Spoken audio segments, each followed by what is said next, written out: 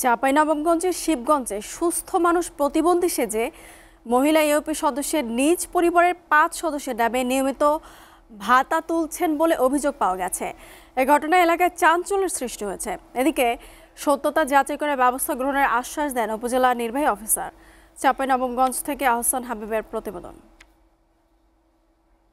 উপজেলার শ্যামপুর ইউনিয়নের ৪, ৫, ৬ নং ওয়ার্ডে সংরক্ষিত আসনে মহিলা ইউপি সদস্য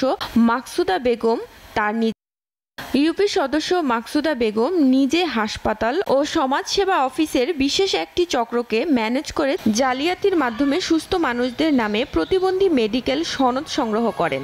পরে সমাজসেবা অফিস থেকে প্রতিবন্ধী পরিচয়পত্র নিয়ে তাদেরকে প্রতিবন্ধী ভাতার তালিকায় নিয়ে আসেন। পরিবারের প্রতিবন্ধী কার্ড আছে, এটা আমার জানা ছিল না, আপনাদের মাধ্যমে সেটা অবগত হলাম। এবং এই কার্ড করার বিষয়টা হচ্ছে সমাজসেবার। আমি সমাজসেবা এবং এই অনুসারের সাথে কথা বলে প্রয়োজনীয় ব্যবস্থা গ্রহণ করব। একই পরিবারের যেহেতু বেশ কয়েকজন প্রতিবন্ধী শনাক্ত হয়ে তারপরে ভাতার আওতায় আসে, এটি নিয়ম ডাক্তার দ্বারা পরীক্ষিত হয়ে।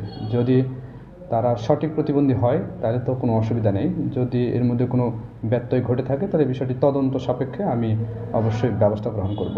ইউপি সদস্য হয়ে এ ধরনের অনিয়মের সাথে জড়িত হলে তদন্ত করে ব্যবস্থা গ্রহণ করা হবে বলে জানান এই কর্মকর্তা। ভেরিফিকেশন যেটি আমাদের চলমান থাকে সেটি করব।